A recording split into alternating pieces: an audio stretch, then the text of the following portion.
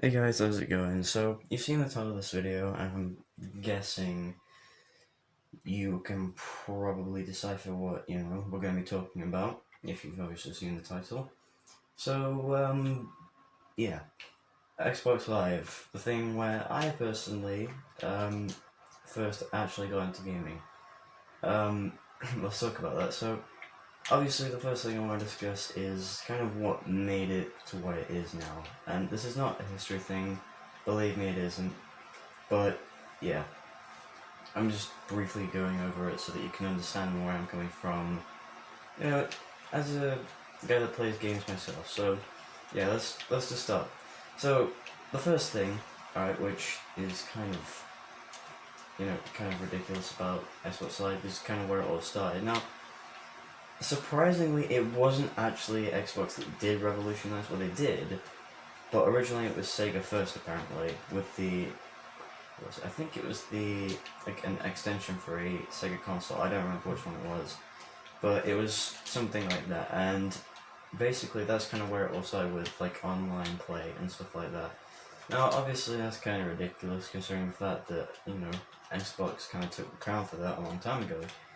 Um, but yeah, apparently, originally the guys to start this first were indeed not Xbox. So yeah, but after the events of what Sega tried to do, and surprisingly it actually did pretty well for its time and everything, Xbox then came along and decided that they were going to try their best to, just take their own spin on it. And that eventually led to the creation of Xbox Live, and it was good, to be honest. There was nothing really bad about it. It was just a simple prospect where you could basically play games online with other people. That was the main thing about Xbox Live. Okay, there was nothing really else to say about it. Though, however, there was some differences, to the one we have now and the one back then. And, that being, there were many things that you couldn't do. Like, for example, you know, you just couldn't do much other than really play games. I mean, you could chat by using like online applications, but aside from that, you couldn't really use voice chat, or you couldn't message people over on Xbox Live. That just didn't work. So you could still chat, obviously. You just couldn't do it over Xbox Live. And it was only then when around 2010 when Xbox Live servers shut down, that they then decided to go and make a new console, thus being the Xbox 360, and the main topic of discussion. So, the Xbox 360, at first, it was not the best. It was commonly known as the console that didn't work, because when people first pre-ordered or bought the console, it was kind of rushed in the manufacturing process, and it didn't end up very well, and yeah, people just thought it was a mess, which it kind of was. Not gonna lie. And that's the thing. Even though it was a mess, people still bought it, and some Xboxes did actually survive, which I find really odd. How some of them survived and kind of still work to this very day. And also, there was the common factor of the Red Ring of Death, which was brutal to say the least. Basically, to describe it in a nutshell, if your Xbox was, if you used it too much, basically all the hardware or software would have a special procedure that it would put into place where, obviously, if you use it too much, there would be a red flashing light on your Xbox indicating that it's basically dead. So, that basically described it a lot.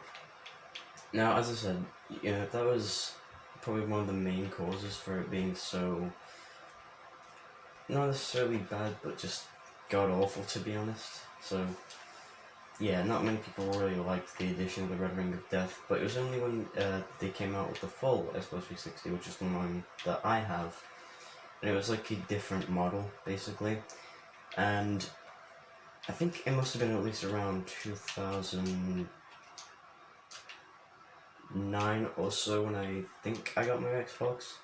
Now, at the time I played Xbox Live, I must have been, depending on my time and stuff, 6 or 7, so that must have been around 2012.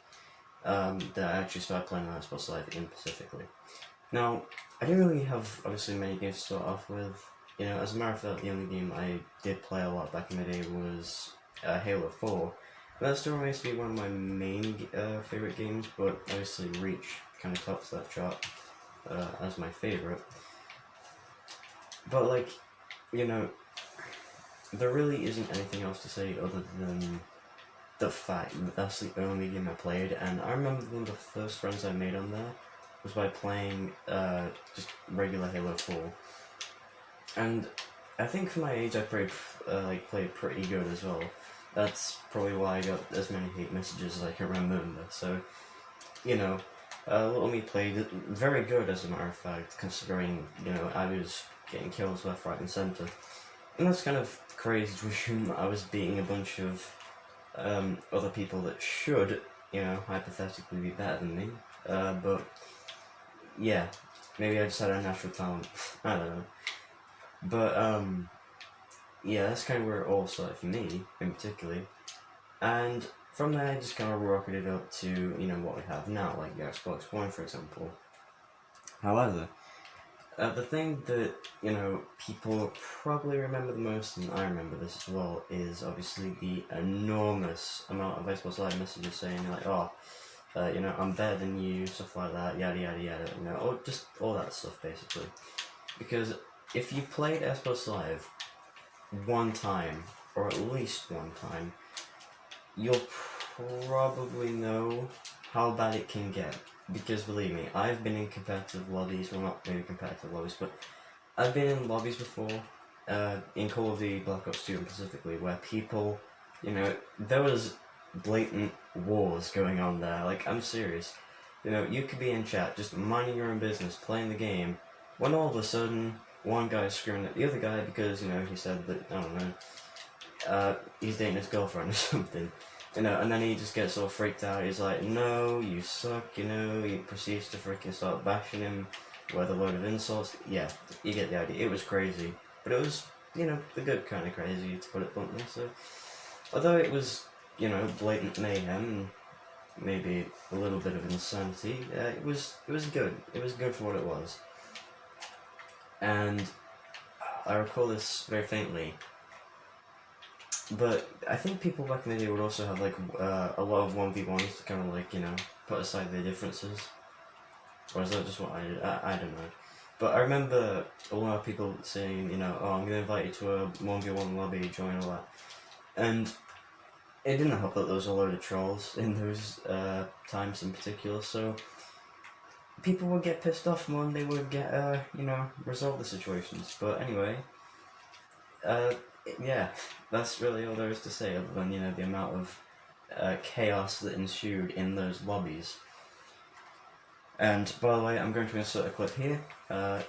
Please be warned that the following may contain strong language, and it may trigger some of you. I don't really know if it will, but here's the clip. Just take a listen.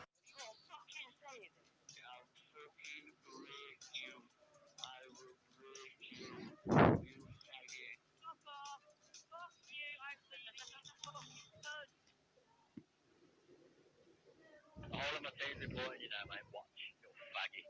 Mate, don't write me a fucking essay. I don't need your fucking paragraph, you little fucking schoolboy tramp. Listen, I'm going to keep on reporting you every day, yeah, until I do something about it. Watch. I know, loser. Don't mess with me again, because you block. Are you fucking gay? Why you writing? I'm fucking gay, lad. Stop my dick, fucker.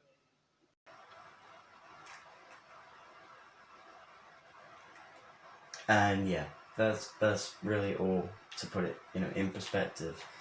It's basically all that in one thing.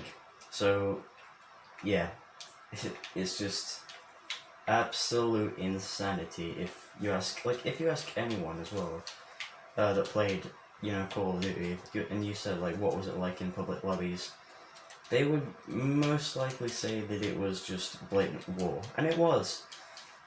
You know, I mean, that being said, though, there were a large amount of positivity that was spread as well, like, you know, the addition of making friends, as I said, but aside from that, there isn't really much else that was spread aside from the occasional weird messages such as, hey, you know, I'm looking for people to be in a clan, you know, does anyone want to join? All that stuff. And to be honest, I was never really interested in the clans, so whenever I did get a party invite or something to that, I just, I just didn't bother. But, you know, I know that was a big thing back in the day, and people would have literal wars because because obviously I've seen, but I remember this one time, right, there was two teams, right, and there was like a whole squad of guys that were in party chat and another whole squad, and we were playing something like, what was it, Team Deathmatch, or maybe Search and Destroy, I don't remember. But we were playing some of those game types, and, you know, all of a sudden, this guy said, oh, this game sucks. And the other guy said something that, you know, really pissed him off because he got mad real quick. And at that moment, he just snapped. He was like, you know, he said a bunch of stuff, and he was like, yeah. As I said, you know, earlier I was saying it was like war. Yeah, it was blatantly war at this point. You know, there was people, you know, spouting out shit left, right, and centre, and just talking shit in general. So it was as bad as you can get, basically. It really was. You know, there are people saying that, you know, maybe they live in a scrubby apartment, that's why, you know, they can't play right because they're poor, you know, they don't know how to play the game, all that stuff. It was insane, it really was. But, you know, it was only, like, some of those, like, a percentage, I'm not sure which percentage, but, you know, a decent percentage that were kind of harmless as well. So, for example, things like, you know, can I have recon? Because, you know, in the days of, like, Halo 3 and stuff, people were, you know, begging to get recon. That was the main armor that everyone wanted. And I remember playing a lot of Halo Reach, and I was like, yeah, I like recon, but I'm not going to put in all the effort to go try and find a Bungie employee and say, can I have recon? And I remember playing Halo Reach, and I think they did put recon in the game, but I think that was only when 343 added a thing, because I know they did have a version where if you pre-ordered the game you could get recon. That was like a special variant. But, you know, for the most part it was just like, yeah. There wasn't really much else to say. And I know this video's been kind of short, but I'm going to end it off on a good note, and that is that, you know, Xbox Live, you know, overall was just a great service. Even though it was filled with trash talking, the occasional clan invite, or something like that. And yeah, it may be brutal, but as I said, it was a good kind of brutal. So, you know, thanks for watching, everyone. I hope you enjoyed, and who knows, I might do another one, maybe on PlayStation Network or something. Then again, I'm not too sure on that because I've never really played on PSN. Like, I didn't grow up with that one in particular. I mainly just grew up with Xbox Live. So, yeah, it says a lot, it really does, but, you know, there's nothing else I can really say apart from, thanks for watching, guys. I'll see you in the next one. Peace.